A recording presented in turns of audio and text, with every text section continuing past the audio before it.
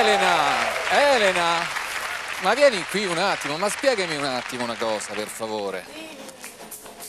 Ma come si fa? Come si fa ad essere... Così cattive? No, lui così, cioè come si fa? Come può comportarsi così male con un Vedi? fiorellino come È te? un bastardo. Ecco, perfetto, va bene. A dopo. A dopo.